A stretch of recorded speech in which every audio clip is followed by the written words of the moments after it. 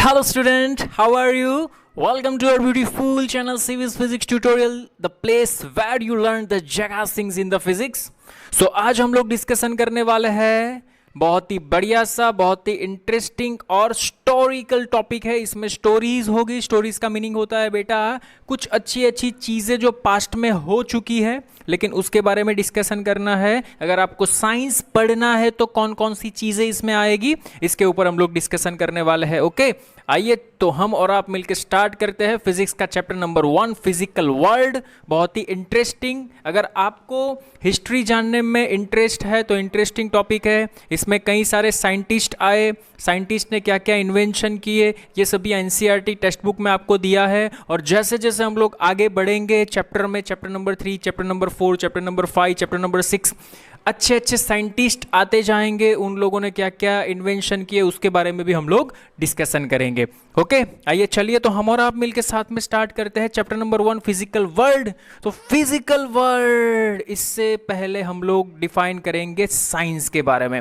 Standard 8, 9, 10 में आप लोग साइंस के बारे में पढ़ते आए हो, ठीक है। व्हाट इज साइंस, साइंस क्या है। ओके, चलिए तो आइए, what is science. Sir science means विज्ञान, वो तो हमें पता है। अरे ऐसा नहीं बेटा, दरअसल science is a very vast field, बहुत ही बड़ी फील्ड है। इसमें केमिस्ट्री आती है, फिजिक्स आती है, बायोलॉजी आती है, ठीक है। It is a very vast field, science is a. Okay, तो चलिए व्हाट इज साइंस। तो देखो यहाँ पे, science is a systematized and organized knowledge. Science is a systemized and organized knowledge about the various natural phenomena. Okay, various natural phenomena. Okay, it is obtained by carefully experiment.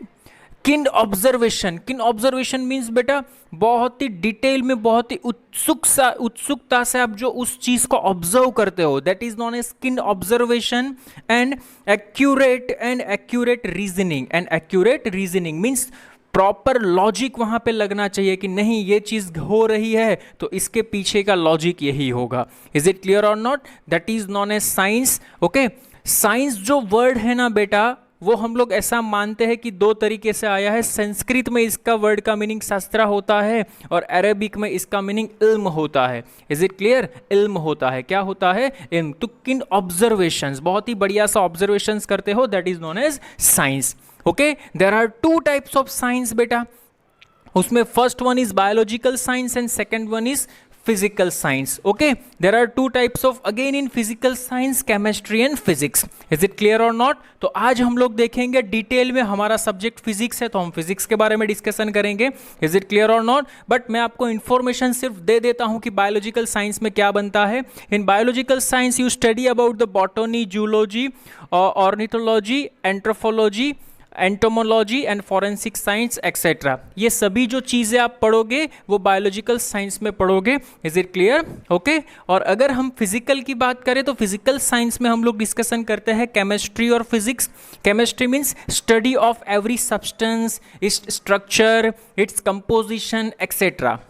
कोई भी atom है, ठीक है, वो atom means जो कोई भी substance है वो किस टाइप का बना है, कौन से स्ट्रक्चर का बना है, कौन से सब्सटेंस का बना है। Is it clear? उसके बारे में अगर डिस्कशन करते हो तो उसको बोलते हैं हम केमिस्ट्री। और अब भी हमारा पर्टिकुलर सब्जेक्ट जिसके ऊपर हम पूरे डिटेल में डिस्कशन करने वाले हैं, पूरे 2 ईयर विथ फीलिंग्स के साथ स्टडी करने वाले हैं, वो टॉपिक है बेटा हमारा physics. What is physics? Physics is a study of nature. जो हम नेचर का स्टडी करते हैं उसको हम बोलते हैं फिजिक्स। इज इट क्लियर और not? Physics, it is the study of natural world. ये जो नेचुरल वर्ल्ड है उसका जो स्टडी करते हैं। सर नेचुरल वर्ल्ड का स्टडी मीनिंग क्या होता है? देखो, सपोज हमारे पास 2 हाथ है, जब हमें ठंड लगती है तो हम ऐसे घिसते हैं तो हीट प्रोड्यूस्ड होती है, that is physics. Is it clear? गरम चाय है, ओके, चाय को एटमॉस्फेयर में रख दो वो ठंडी हो जाती है, that is physics. Is it clear और नॉट? थर्मोडाइनेमिक्स का लॉ वहाँ पे लगता है, इट इज़ फिजिक्स। ओके, और कई सारी ऐसी चीज़ें हैं, हाँ सीधी सी बात है, कोई ऑब्जेक्ट है ऐसे थ्रो करो नीचे की ओर ही गिरता है, दैट इज़ फिजिक्स। ओके तो लाइफ में कई सारे ऐसे फिनोमिना है, जैसे आप देख पाते हो light, that is physics, ray optics जिसको आप बोलते हो। इज इट क्लियर और नॉट? समझ में आ रहा है? कई सारी जो टेक्नोलॉजी का इन्वेंशन हुआ है, that is physics. Is it clear? Mobile phone, laptops, ये जो इलेक्ट्रॉनिक्स गैजेट्स जिसके बनते हैं, सेमीकंडक्टर्स जो रिसेंटली अभी बहुत चल रहे हैं, that is physics. You understand what I am saying that?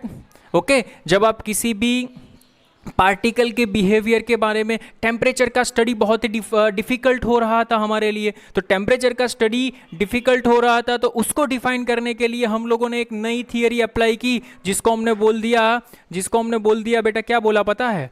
उसको हमने बोल दिया KTG, kinetic theory of gases. तो पहले गैस के बिहेवियर के बारे में हम लोगों ने जाना, उसके बाद हम लोगों ने टेम्परेचर को डिफाइन किया। You understand what I M? ये सभी चीज़ें हम लोग आगे आगे पढ़ेंगे। तो ये जो नेचुरल फिनोमेना बनते हैं हमारी लाइफ के आसपास, ये जो नेचुरल फिनोमेना बनते हैं हमारी लाइफ के आसपास, उसी को हम क्या बोलते हैं बेटा? फिजिक्स बोलते हैं। बोल समझ में आया कि नहीं? तो आप सीधी सी बात है, आप समझ सकते हो कि फिजिक्स को समझने के लिए बेटा क्या चाहिए? माइंड चाहिए, प्रेजेंट ऑफ माइंड चाहिए, लॉजिक चाहिए। क्या चाहिए बेटा? लॉजिक चाहिए। और इसके साथ फिजिक्स को समझने की एक लैंग्वेज है मैथमेटिक्स, वो भी हमें आनी चाहिए। बोल इज इट क्लियर और नॉट? समझ में आया? सो फिजिक्स में हम इतनी चीजें डिटेल में स्टडी करेंगे। ओके बोलो इज इट क्लियर और नॉट? साइंस के बारे में समझ में आया? Science, what is science? Science is a systematized and organized knowledge about the various natural phenomena with, हम उसको हम कैसे ऑब्जर्व करेंगे? With a keen observation, with accurate reasoning, means logic भी हमारा एक्यूरेट होना चाहिए। ओके लॉजिक से सोचेंगे ऐसा ही क्यों हुआ। ओके और साइंस में बेटा दो चीज ध्यान में रखना, हाउ एंड वाई। ऐसा कैसे हुआ, ऐसा क्यों हुआ, ऐसा कैसे हुआ, ऐसा क्यों हुआ, that is physics. Is it clear और नॉट? ये दो चीजें हर एक क्वेश्चन में, ये दो चीजें जनरेट होनी चाहिए, ऐसा कैसे हुआ, ऐसा क्यों हुआ। इज इट क्लियर और नॉट? जब किसी भी एक सिंपल सा एग्जांपल देता हूं, जब किसी भी करंट कैरिंग कंडक्टर में से किसी भी रोड में से करंट फ्लो होता है, किसी भी रोड में से करंट फ्लो होता है तो मैग्नेटिक फील्ड जनरेट होती है। ऐसा बताया था। ऐसा किसने बताया था बेटा? ऑस्टेड ने बताया था। ठीक है तो उसने कुछ ऑब्जर्वेशन किया होगा, उसने कुछ फिनोमेना किए होंगे, उसके बाद उसने ये डिफाइन किया होगा कि हाँ बेटा किसी भी करंट कैरिंग रोड में से जब करंट फ्लो होती है तो उसके आसपास मैग्नेटिक फील्ड जनरेट होती है। ये हम लोग 12th में देखेंगे डिटेल में। सर हमें तो इतना ही पता है साइंस में, बस सिर्फ वो करंट आता है, ओम्स लो, ये वो नहीं बेटा। Science is physics is a बहुत वास्ट फील्ड, बहुत ही बड़ी फील्ड है बेटा। ओके किस किस टाइप के फिजिक्स में फील्ड आती है वो भी हम डिटेल में डिस्कशन करेंगे, वो भी आ जाने वाला है। ठीक है कि कौन सा, इसमें बेटा दो टाइप के स्कोप होते हैं। माइक्रोस्कोपिक व्यू, जो आप व्यूज, आपका जो ऑब्जर्वेशन होता है वो दो टाइप का होता है, माइक्रोस्कोपिक एंड मैक्रोस्कोपिक। उसके बारे में भी हम लोग डिस्कशन करेंगे। ठीक है तो पहले आइए जितना हम लोगों ने यहाँ पे लिखा है वो पहले डिस्कशन कर लेते हैं। Next one is scientific attitude. अगर आपको फिजिक्स को स्टडी करना है, साइंस को स्टडी करना है तो आपके पास क्या होना चाहिए बेटा? Scientific attitude. साइंटिफिक एटीट्यूड का मीनिंग क्या होता है बेटा? आपके पास एक फ्लेक्सिबल माइंड होना चाहिए। क्या होना चाहिए बेटा? Flexible mind. Flexible mind is it means what? कि आप जो भी चीज ऑब्जर्व करते हो वो चीज को सभी पॉइंट ऑफ व्यू से ऑब्जर्व करो। अगर ऐसा होता तो ये हो सकता है, अगर ऐसा होता तो ये हो सकता है। ठीक है न्यूटन ने ऐसा ही किया। एप्पल नीचे गिरा तो एप्पल क्यों गिरा, कैसे गिरा। ठीक है उसके बाद उसने पूरी थियरी बना दी ग्रेविटेशन की, the law of gravitation. Is it clear और नॉट? तो what is scientific attitude? Scientific attitude means it is a flexible open minded approach. किसी भी चीज का आप अप्रोच करते हो तो वो फ्लेक्सिबल और ओपन माइंडेड करो। Is it clear? जो आप डिस्कशन करते हो okay towards solving problem, it is means what? आप किसी भी चीज को ऑब्जर्व कर रहे हो। ठीक है तो आप जो किसी भी चीज को ऑब्जर्व कर रहे हो तो आपका जो अप्रोच है वो चीज ऑब्जर्व करने का, आपका जो अप्रोच है वो चीज ऑब्जर्व करने का वो पॉजिटिव अप्रोच होना चाहिए। ठीक है और उसके बारे में डिफरेंट वे से, पॉइंट ऑफ व्यू से आपको सोचना पड़ेगा। अगर आप एक ही पॉइंट ऑफ व्यू से उसको सोचने जाओगे तो वो चीज आपकी फेल हो जाएगी और वो आप आगे उसको इंप्लीमेंट नहीं कर पाओगे। इज इट क्लियर और नॉट? इसीलिए मैंने यहाँ पे लिखा है, देखो यहाँ पे, scientific attitude, flexible open minded approach towards solving problem in which other important point of view are not neglected, means other point of view को हमें neglect नहीं करना है। बोल, is it clear or not? बेटा समझ में आ रहा है? Okay, just a minute. हाँ ओके, चलिए बराबर है। बोलो, is it clear or not? Done, okay fine. चल, साइंटिफिक अप्रोच के बाद बेटा आता है साइंटिफिक मेथड। क्या आता है बेटा? Scientific method. What is scientific method? ऐसा नहीं कि कोई भी चीज आपने ऑब्जर्व किया और सीधा लॉ बना डाला, कोई भी चीज आपने ऑब्जर्व किया और सीधा फॉर्मूला बना डाला, नहीं। साइंटिफिक मेथड सिस्टमेटिक मेथड होती है। किसी भी लॉ को जब आप एप्लीकेबल करते हो, किसी भी लॉ को जब आप गवर्न करते हो, तो उसके लिए एक साइंटिफिक मेथड होती है। What is the scientific method? Step by step approach used by a scientist in studying natural phenomena and establish laws which govern this phenomena is called scientific method. Is it clear or not? कोई भी law जब आप applied करते हो market में, कोई भी law जब आप अप्लाइड करते हो वर्ल्ड में, ठीक है, तो वो लॉ को अप्लाइड करने से पहले आपको, जो भी साइंटिस्ट होता है वो स्टेप बाय स्टेप अप्रोच करता है जो भी नेचुरल फिनोमेना हो रहा है उसका।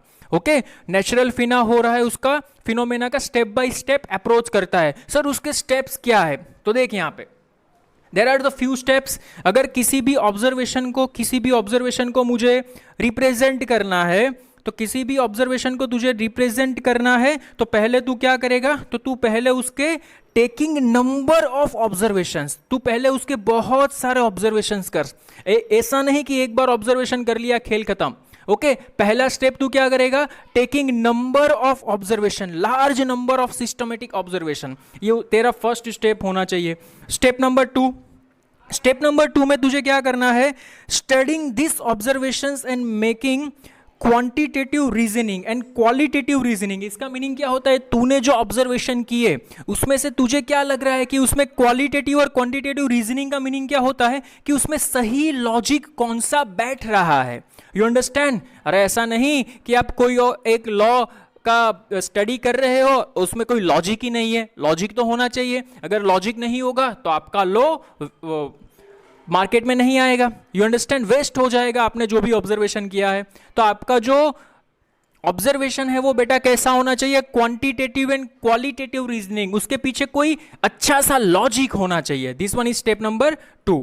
Step number 3, suggesting mathematical model, उसका एक मैथमेटिकल मॉडल बनाओ। क्यों? क्योंकि मैंने आपको बताया फिजिक्स को समझने के लिए, साइंस को समझने के लिए, physics is a branch of science.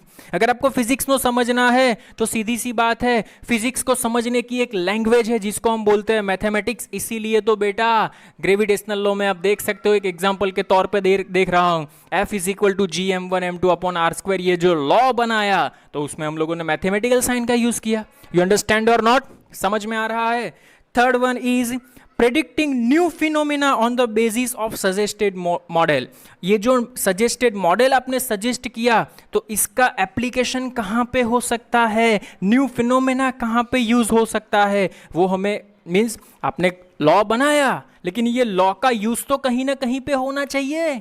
Is it clear और नॉट? लॉ बना के रख दिया, यूज ही उसका नहीं है, तो आपका लॉ फेल हो जाएगा। इज इट क्लियर और not? And fifth one is modifying the theory.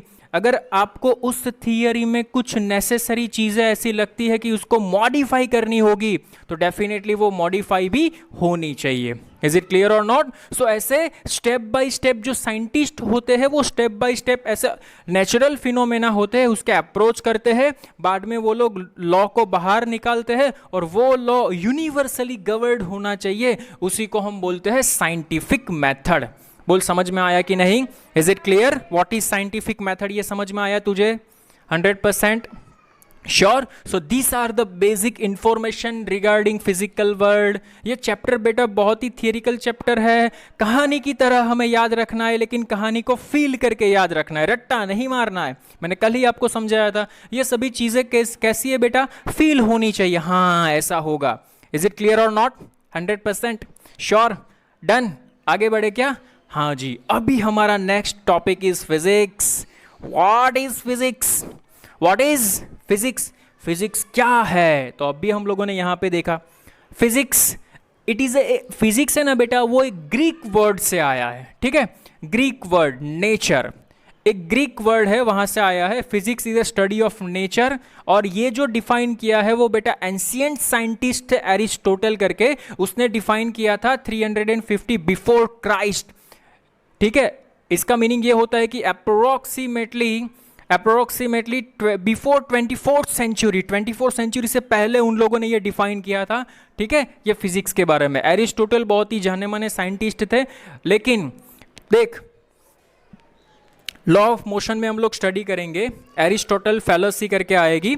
Aristotle ने एक ऐसी फैलेसी दी थी कि किसी भी चीज़ को अगर आपको मोशन कंडीशन में रखना है तो कांस्टेंट फोर्स उसके ऊपर लगाना पड़ेगा। लेकिन उसके बाद गैलीलियो आए, उसने कुछ चेंजेस किए, बहुत सालों बाद गैलीलियो आए, गैलीलियो के बाद न्यूटन आए, न्यूटन ने बहुत सारे चेंजेस किए, लेकिन न्यूटन ने जो चेंजेस किया वो सारे वर्ल्ड ने एक्सेप्ट कर लिए, उसी को हम बोलते हैं Newton's first law of motion और law of inertia. Is it clear? तो इसका मीनिंग ये है बेटा कि आप कुछ चीज़ें फाइंड करते हो तो वो आपके नाम पे हो जाएगी, वो चीज़ फाइनल नहीं है, लेकिन वो चीज़ समझना ध्यान से, वो चीज़ आपने जो फाइंड की है लॉजिकली आपको पब्लिक में बताना पड़ेगा कि ये जो मैंने फाइंड किया है बेटा वो सही है, उसका आपको प्रूफ देना पड़ेगा। विदाउट प्रूफ आप बोलोगे कि मैंने जो फाइंड किया वो सही है तो कोई भी एक्सेप्ट नहीं करेगा। ऐसा ही कुछ एरिस्टोटल के साथ भी हुआ था। इज इट क्लियर और नॉट?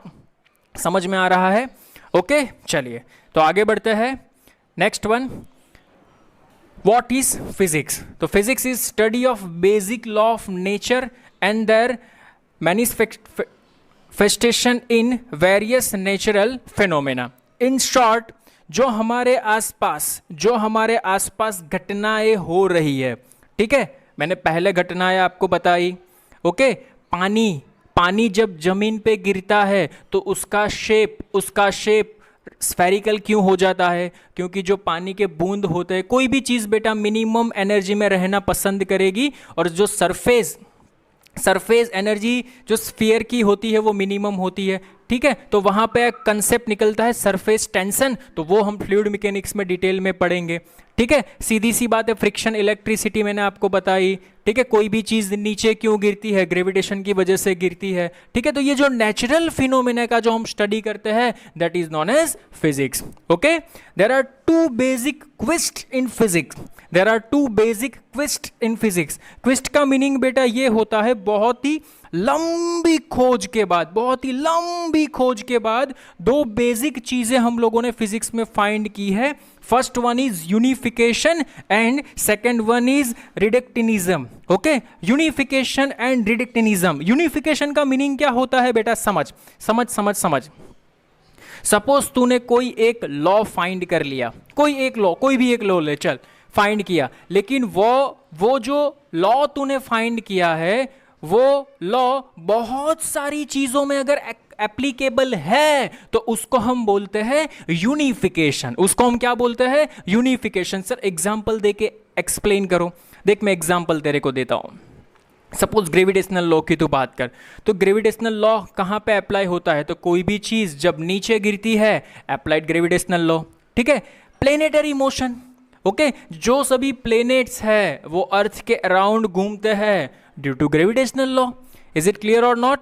मून जब रिवॉल्विंग मोशन करता है around the earth, that is gravitational motion, ठीक है। तो दिस टाइप ऑफ लॉ, जिसको हम बोलते हैं यूनिवर्सल लॉ, पूरे यूनिवर्स में आप कहीं पे भी जाओ वो लॉ एप्लीकेबल होना चाहिए, उसी को हम क्या बोलते हैं बेटा? यूनिफिकेशन। और उस लॉ को हम बोलते हैं universal law. Is it clear और नॉट?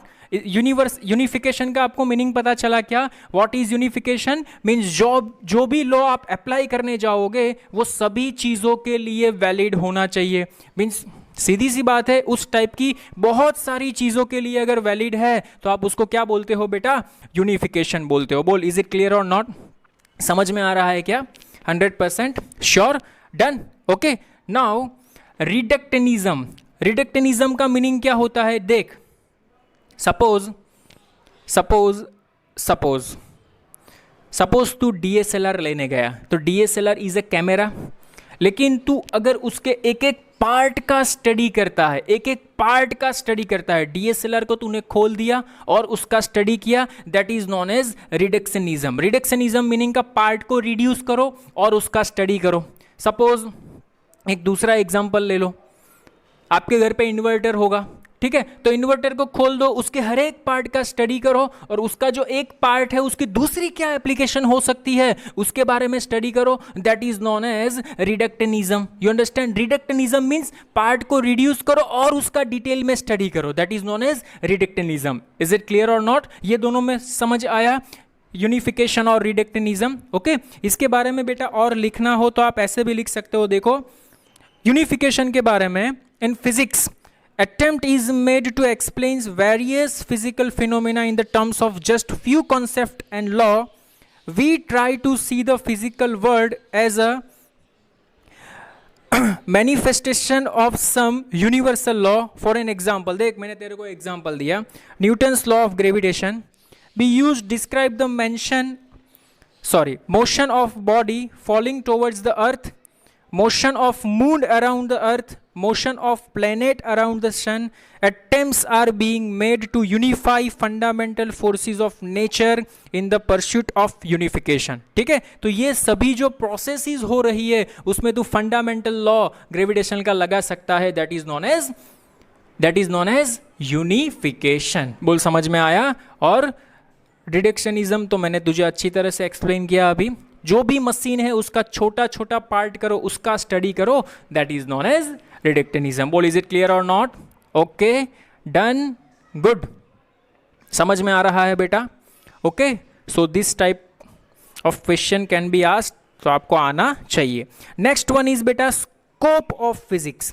इसके बाद देखेंगे ब्रांच ऑफ फिजिक्स। पहले देख लेते हैं स्कोप ऑफ फिजिक्स। फिजिक्स में स्कोप क्या क्या है बेटा? अगर फिजिक्स में आप स्कोप की बात करो ना तो बहुत ही वास्ट स्कोप है, बहुत ही वास्ट स्कोप है।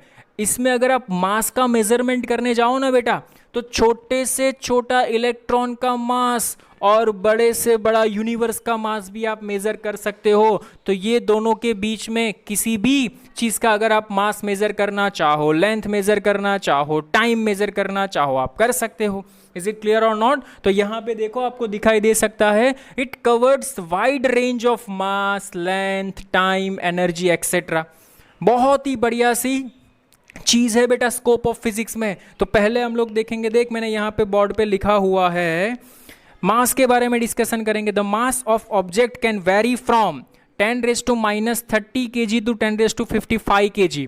जो यूनिवर्स पे मास होता है ना बेटा, वो 10⁻³ kg से 10⁻55 kg तक वैरी कर सकता है। मीन्स यहाँ पे जो आपको यूनिवर्स पे मास मिलेगा वो बिटवीन दिस 2 डिजिट आपको मिलेगा। 10⁻³ kg it is approximately the mass of electron. वो किसका मास है बेटा? मास ऑफ इलेक्ट्रॉन का मास है। और 10⁻55 kg it is the mass of universe. ये किसका मास है बेटा? मास ऑफ यूनिवर्स है। Is it clear?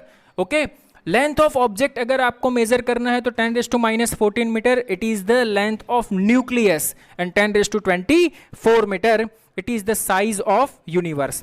26 यहाँ पर 10⁻26 आएगा बेटा, 10⁻26 मीटर साइज ऑफ यूनिवर्स।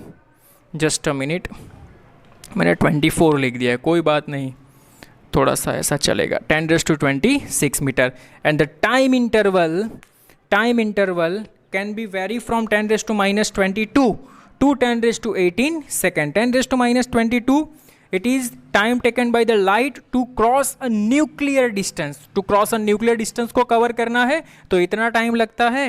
और 10⁻18 second life of the sun. 10⁻18 second क्या है बेटा? life of the sun है। Okay, so this are the basic information. Scope of physics देखा हम लोगों ने, ठीक है। यहाँ से हम लोगों ने स्टार्ट किया था what is science, 2 types of science, biological, physical, scientific method, what is physics, study of basic law of nature. Okay, 2 basic question in physics, unification and reductionism, scope of physics, ये भी हम लोगों ने देखा। देखो कुछ साइंटिस्ट ने बहुत बढ़िया सी चीज़ें बताई है स्कोप ऑफ फिजिक्स के बारे में। उसमें से एक बहुत ही अच्छे से साइंटिस्ट थे, उसने ऐसा बोला बेटा, the most incomprehensible thing about the world that is it's comprehensible। इसका मीनिंग क्या होता है? कि वर्ल्ड में ऐसी चीज़ें बहुत सारी है जो हमें ऐसा लगता है that is impossible, but that is possible, वो पॉसिबल है।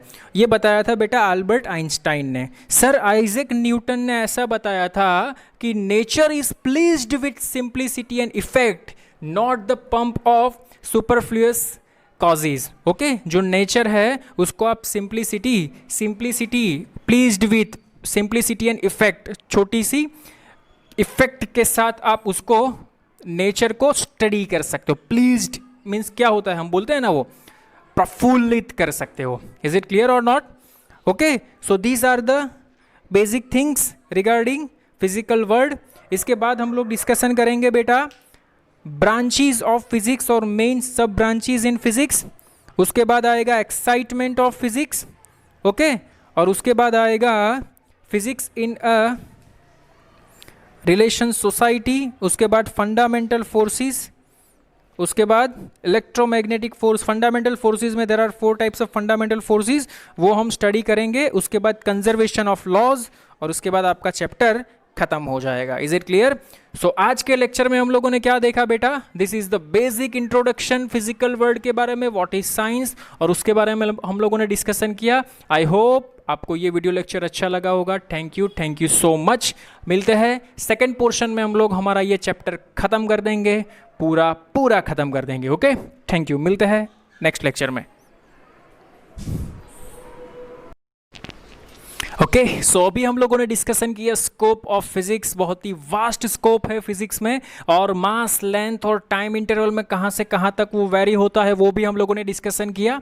इज इट क्लियर और नॉट? आइए चलिए इसके बाद हम लोग डिस्कशन करते हैं ब्रांचेस ऑफ फिजिक्स। फिजिक्स को देखने की बेटा 2 वजह है उसको। There are 2 types of domain, mainly 2 types of domain. First one is macroscopic and second one is microscopic. Macroscopic का मीनिंग क्या होता है कि आप easily by using eye vision आप देख सकते हो, that is known as macroscopic. और माइक्रोस्कोपिक का मीनिंग क्या होता है बेटा? माइक्रोस्कोपिक का मीनिंग होता है बहुत ही छोटे छोटे, बहुत ही माइक्रो ऑब्जर्वेशन करके आपको दिखना होता है। इसका मीनिंग क्या होता है देख, जो मैक्रोस्कोपिक है उसको हम बोलते हैं क्लासिकल फिजिक्स, और जो माइक्रोस्कोपिक है उसको हम बोलते हैं क्वांटम फिजिक्स। इसका मीनिंग सर, सपोज इलेक्ट्रॉन दिखता नहीं है उसका स्टडी करना है, न्यूक्लियस दिखता नहीं है उसका स्टडी करना है, एटम दिखता नहीं है उसका स्टडी करना है, that study is non as microscopic. उसको हम क्या बोलते हैं बेटा? Microscopic study. You understand what I am saying? That समझ में आ रहा है? मैक्रोस्कोपिक का मीनिंग क्या होता है? क्लासिकल फिजिक्स, जैसे कि motion in 1D motion, motion in 2 dimension, circular motion, ठीक है, law of gravitation, okay, thermodynamics. आपको दिखता है कि कोई एक कंटेनर में आप लोगों ने वाटर भरा हुआ है, ठीक है, उसके टेम्परेचर में चेंज करो, इंटरनल एनर्जी में चेंज आएगा। इज इट क्लियर और नॉट? तो वो दिखता है, जो दिखता है उसको हम बोलते हैं मैक्रोस्कोपिक, जो नहीं दिखता उसको हम बोलते हैं माइक्रोस्कोपिक। सो स्टैंडर्ड 11th में जो भी कुछ डिस्कशन करने वाले होते हैं वो सभी चीज़ें मैक्रोस्कोपिक है। सो 11th स्टैंडर्ड में हम लोग डिस्कशन करेंगे motion in 1D, motion in 2D, law of motion, work power, energy, rotational motion, system of particles and rotational motion, gravitational motion, ठीक है। उसके बाद आएगा kinetic theory of gases, thermodynamics, okay. उसके बाद आएगा वेव्स, उसके बाद आएगा ऑसिलेशंस। ये सभी चीज़ें जो होती है वो हम दिखाई दे पड़ेगी, जिसको हम बोलते हैं प्योर मैकेनिक्स, ओके। सो उसके ऊपर डिस्कशन करेंगे। क्लासिकल फिजिक्स उसको बोलते हैं, क्या बोलते हैं बेटा? Classical physics. Is it clear और नॉट? और उसके बाद आता है बेटा मैक्रोस्कोपिक, माइक्रोस्कोपिक। तो माइक्रोस्कोपिक में हम लोग क्वांटम फिजिक्स, बेटा वो पूरी 12th में आएगी क्वांटम फिजिक्स, एटम्स के बारे में, न्यूक्लियस के बारे में, ठीक है। उसके बाद बहुत सारी ऐसी इफेक्ट है, ड्यूअल नेचर है, वहाँ पे जो 12th में हम लोग टॉपिक डिस्कशन करेंगे, dual nature of matter and radiation. उसके बाद आएगा बेटा एटम्स, उसके बाद आएगा बेटा न्यूक्लियस, उसके बाद आएगा ये जो सभी चैप्टर्स है, this are known as quantum physics के चैप्टर है, उसका स्टडी हम माइक्रोस्कोपिक व्यू से करते हैं, जो चीज़ें दिखाई नहीं देती हमें। इज इट क्लियर और not? There are mainly 6 branch in physics. First one is mechanics, मैंने मैकेनिक्स में आपको बताया, जो स्टैंडर्ड 11th के सभी चैप्टर्स है वो हम यहाँ पे मैकेनिक्स और थर्मोडाइनेमिक्स यहाँ पे स्टडी करेंगे। मैकेनिक्स पूरा क्लास 11th में आ जाएगा, थर्मोडाइनेमिक्स पूरा क्लास 11th में आ जाएगा। Is it clear? क्लियर? उसके बाद बनता है बेटा ऑप्टिक्स, स्टैंडर्ड 12th में पढ़ेंगे optics, ray optics, wave optics, light का study, mirror formula, lens formula, उसकी सारी इफेक्ट, ओके। और उसके बाद आता है बेटा इलेक्ट्रोडायनेमिक्स, इसमें इलेक्ट्रिसिटी और मैग्नेटिज्म के बारे में पढ़ेंगे। Is it clear? Electric field, charge, उसका मास, उसके साथ क्या क्या फिनोमेना बनता है, electric field, magnetic field, electromagnetic waves, इसके बारे में हम लोग डिटेल में स्टडी करेंगे बेटा, जिसको हम बोलते हैं इलेक्ट्रोडायनेमिक्स। ये इलेक्ट्रोडायनेमिक्स बेटा तू समझ कि 70 to 80%, 70% जो पोर्शन है वो इलेक्ट्रोडायनेमिक्स का है, 70%, और बाकी का जो 30% पोर्शन रहेगा वो क्वांटम मैकेनिक्स का रहेगा। ये पूरा 12th स्टैंडर्ड है, ये पूरा तेरा कौन सा स्टैंडर्ड है बेटा? 12th। ये भी ऑप्टिक्स भी 12th में ही आता है, समझ। इसके 2 चैप्टर है, और इलेक्ट्रोडायनेमिक्स की अगर तू बात करे तो इसके 7 to 8 चैप्टर है। क्वांटम मैकेनिक्स की अगर तू बात करे इसके 3 चैप्टर है। इज इट क्लियर और नॉट? और last one is relativity. Relativity का मीनिंग क्या होता है ये हमारे सिलेबस में नहीं है, हमारे सिलेबस में ये देर आर 5 टॉपिक्स हमारे सिलेबस में है, ये हम लोग पूरा स्टडी करेंगे बेटा 11th स्टैंडर्ड में, पूरा स्टडी करेंगे, इसको भी हम लोग स्टडी करेंगे 11th स्टैंडर्ड में। इज इट क्लियर और नॉट? समझ में आ रहा है? Okay, so this are the main subdiscipline branches in physics, very very most IMP, बहुत ही बढ़िया सी ब्रांच है। रिलेटिविटी क्या होती है बेटा? It is the theory of invariance in nature, जो नेचर में इन्वेरियंस आ रहा है उसके बारे में जो आप डिफाइन करते हैं, जो ऑब्जर्वेशन करते हैं, उसको हम बोलते हैं रिलेटिविटी।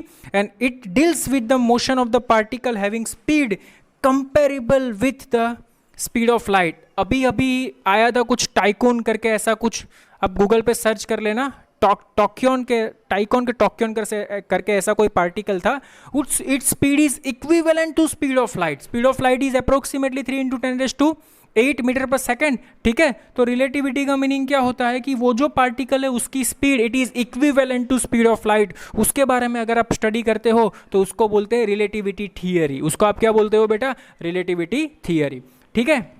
अभी नया नया चल रहा है जिसको हम बोलते हैं बेटा it is the new domain of physics, mesoscopic, नया नाम है बेटा, मेसोस्कोपिक। क्या नाम है बेटा? Mesoscopic. It is the intermediate of macroscopic and microscopic. ये जो क्लासिकल फिजिक्स और क्वांटम फिजिक्स है इसका इंटरमीडिएट है मेसोस्कोपिक, ये अभी मार्केट में चल रहा है। तो an exciting field of research, अभी जो रिसर्च चल रहा है, an exciting field of research this days is new domain called mesoscopic physics. उसको हम क्या बोलते हैं बेटा? मेसोस्कोपिक फिजिक्स बोलते हैं। And it is the intermediate of macroscopic and microscopic. बोल, इज इट क्लियर और not? Okay, so this are the basic things regarding science. इसके बाद के लेक्चर में हम लोग डिस्कशन करेंगे, मैंने अभी आपको बताया फोर्सेस के बारे में। किसके बारे में? फोर्सेस के बारे में। अभी हमारा 2 टॉपिक बाकी रहेगा, फोर्सेस एंड कंजर्वेशंस। ये 2 टॉपिक खत्म करेंगे, हमारा चैप्टर खत्म हो जाएगा। Is it clear? So this is the physical world, कुछ नहीं है, हिस्ट्री है, स्टोरी है, फील के साथ याद रखो, याद हो जाएगा। जेई या नीट में इसमें से अभी तक कोई क्वेश्चन आया नहीं है। अगर बोर्ड की एग्जाम लेते हैं तो 1 या 2 मार्क्स में इसमें से क्वेश्चन पूछ सकते हैं, जनरल क्वेश्चन पूछ सकते हैं कि आपको इन्फॉर्मेशन के रिगार्डिंग। इज इट क्लियर और not? Thank you so much. मिलते हैं नए लेक्चर में, fundamental forces of nature, and उसके बाद कंजर्वेशन लॉ। Thank you.